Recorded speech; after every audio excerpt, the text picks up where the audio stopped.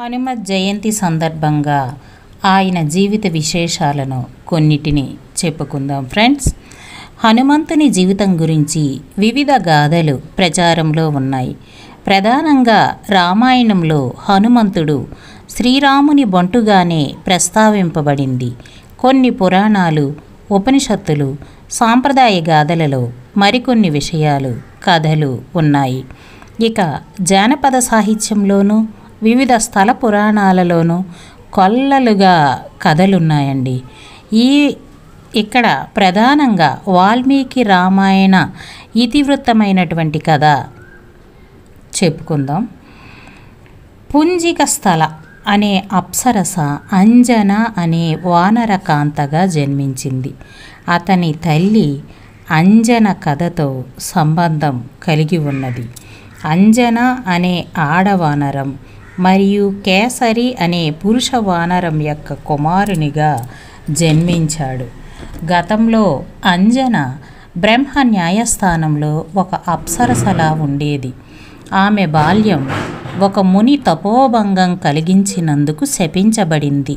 ఆమె బాల్యంలో కాళ్ళు ముడుచుకొని ధ్యానం చేసుకుంటున్న వానరాన్ని చూసి ఆశ్చర్యంతో ఉత్సాహభరితంగా చిన్నపిల్ల అయిన అంజన వానరం పైన పండ్లు విసిరింది. హఠాత్తుగా ధ్యానానికి భంగం కలిగిన వానరం రూపంలో ఉన్న ముని నిజరూపం పొంది కోపంతో అంజనను ఆమె ఎవరితోనైనా ప్రేమలో పడినప్పుడు వానరంగా మారమని శాపమిచ్చాడు. అంజన చేసిన తప్పు తెలుసుకొని ఆ మునిని క్షమాభిక్ష పెట్టమని యాచించింది.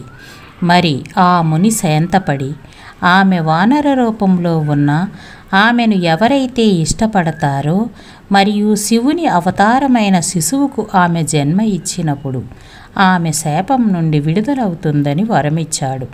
అందువలన శాప విమోచనానికి అంజన భూమిపైన జన్మించింది.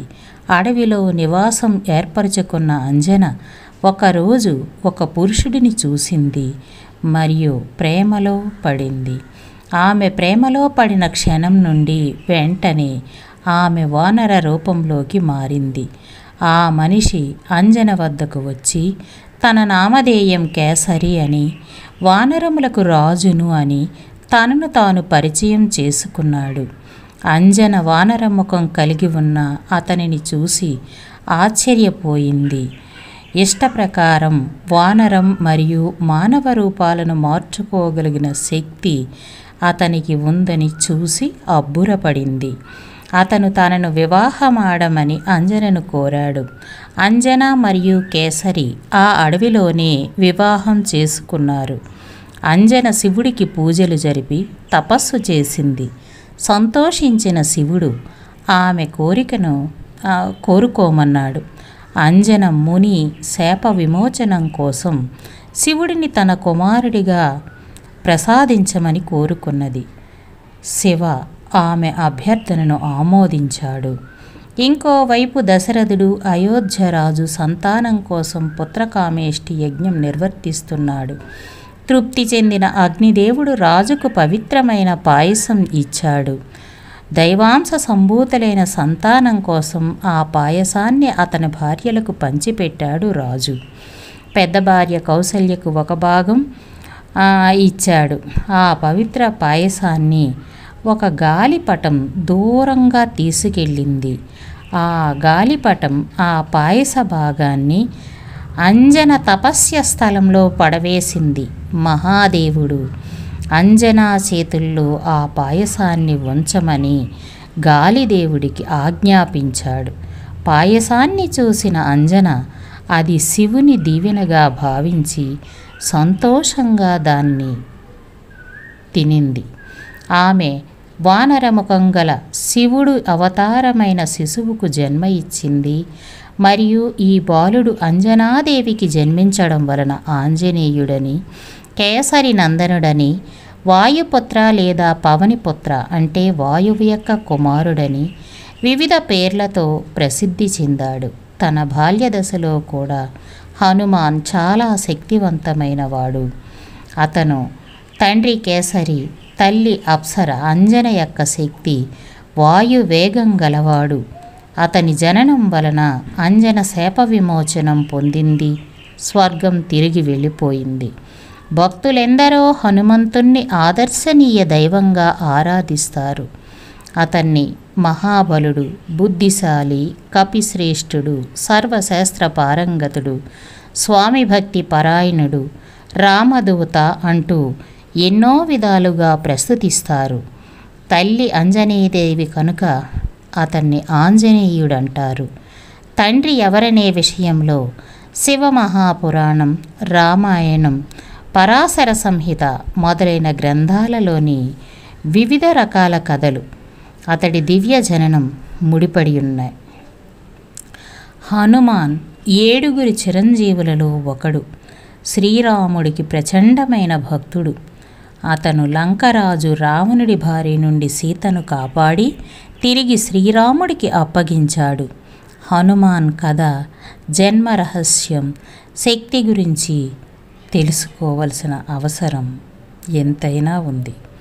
జన్మతః బలసంపన్నుడైన ఆంజనేయుడు ఒకమారు ఉదయించుచున్న సూర్యబింబమును చూసి పండు అనుకొని తినుటకు అవకాశం దొరికినని ఆకాశములకెగిరెను. అప్పుడు జరిగిన ఘటనలో ఇంద్రుడు తన వజ్రాయుధంతో ఆ బాలుని దవడపై కొట్టెను. అలా కొట్టడం వల్ల ఆ బాలుని దవడకు చొట్టపడిన దవడ కలిగిన వాడవడం చేత హనుమంతుడనే పేరు వచ్చింది. తన కొడుకు దెబ్బతిన్నందుకు ఆగ్రహించి వాయుదేవుడు వేచటం మానేశాడు. అప్పుడు బ్రహ్మాది దేవతలు హనుమంతునకు అనేక వరాలిచ్చి వాయుదేవుని శాంతింపజేశారు. ఆంజనేయుని అవతారాలు 9. హనుమంతుడు దుష్ట శిక్షణ, శిష్ట రక్షణ కోసం అవతారాలు ఎత్తాడు.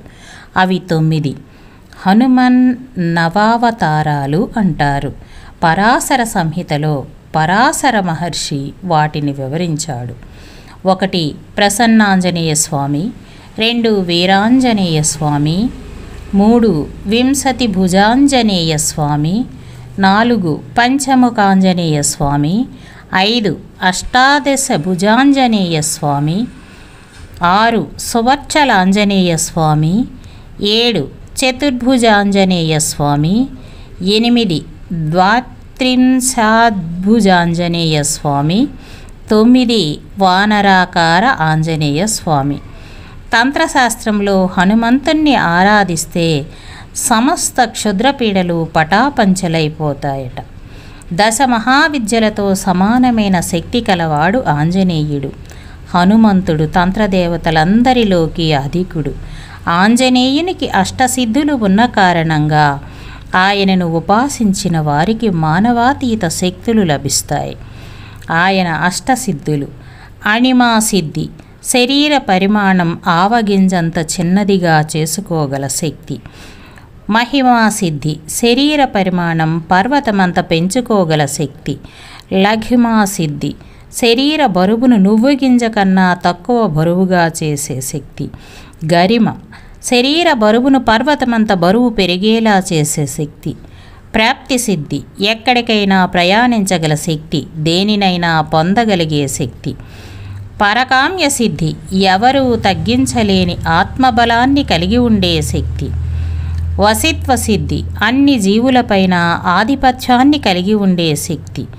ఈశ్విత సిద్ధి, దేనినైనా సృష్టించగల మరియు దేనినైనా నాశనం చేయగల శక్తి. శ్రీ హనుమంతుని ప్రదక్షిణలు ఎలా చెయ్యాలంటే, ఏ దేవాలయానికి వెళ్ళినా జనరల్గా 3 ప్రదక్షిణలు చేస్తాం, కానీ హనుమంతుని ఆలయానికి వెళ్ళినప్పుడు 5 ప్రదక్షిణలు చేయాలి. ప్రదక్షిణ నమస్కారాన్ సాష్టాంగాన్ పంచసంఖ్యయా అని ఆర్షవాక్యం. మామూలుగా ప్రదక్షిణాలు చేసేటప్పుడు కూడా ప్రదక్షిణ శ్లోకాలు చదువుకోవాలి. సకల రోగ భూత ప్రేత పిశాచాది బాధలు తొలుగుటకు, అభీష్ట సిద్ధికి ప్రదక్షిణాలు సుప్రసిద్ధాలు. ప్రదక్షిణాలు చేసి సంతానం పొందిన వారెందరో ఉన్నారు. కాబట్టి భక్తులు ఏ బాధలో ఉన్నా ప్రదక్షిణాలకు ప్రోత్సహించండి. నియమాలు పాటించడం ముఖ్యం. ఒకే రోజు 108 లేదా 54, అది చేయలేని వారు 27 పర్యాయాలు ప్రదక్షిణ చేయాలి. పుష్పములు, ఒక్కలు, పసుపు కొమ్ములు వంటి వాటిని లెక్కించడానికి వాడుతూ ప్రదక్షిణలు చేస్తూ చదవాల్సిన ధ్యానం శ్రీ హనుమాన్ జయ హనుమాన్ జయ జయ హనుమాన్. ఆంజనేయం మహావీరం బ్రహ్మ విష్ణు శివాత్మకం తరుణార్కప్రభాం శాంతం రామదూతం నమామ్యహం. మర్కటేశ మహోత్సాహ సర్వశోకవినాశన శత్రుసంహార మాం రక్ష శ్రియం దాపయ మే ప్రభో అని చదువుకుంటూ ప్రదక్షిణలు చేయాలి. కోరిక మేరకు మండలం, అర్ధమండలం కానీ ప్రదక్షిణాలు చేసి చివరిలో స్వామికి విశేషార్చన జరిపించి యాకృతైరేభిః ప్రదక్షిణనై శ్రీ సువర్చలా సమేత హనుమాన్ సుప్రీత సుప్రసన్నో వరదో భూత్వా మమాభీష్ట సిద్ధం దదాతు అని జలాన్ని అక్షతలతో వదిలిపెట్టాలి. ప్రదక్షిణ కాలంలో బ్రహ్మచర్యం, శిరస్నానం, నేలపడక, సాత్వికాహారం వంటి నియమాలు పాటించాలి. భక్తులకు బాధ కలిగిన నియమాలు చెప్పి వారు ప్రదక్షిణాలు చేయనట్లు ప్రోత్సహించి వారి బాధలు స్వామి ద్వారా తొలగినట్లు చేయాలి. హనుమత్ ప్రదక్షిణ ధ్యానం శిలాపలకంపై చెక్కించి ఆలయాన అతికించాలి. మామూలుగా 5 ప్రదక్షిణలు. అభిషేకం పరమ వైష్ణవ శిఖామణిన హనుమంతుడు రుద్రాంశ సంభూతుడు కాబట్టి ఆయనకు అభిషేకం ఇష్టం. అందులోనూ మన్యు సూక్త అభిషేకిస్తే పరమానంద భరితుడవుతాడు, కోరికల్ని తీరుస్తాడు. స్వామి పుట్టిన నక్షత్రం పూర్వభాద్ర. ఆ రోజు తప్పకుండా అభిషేకం వీలైతే వారం వారం నిత్యం చేయగలగటం మరీ మంచిది.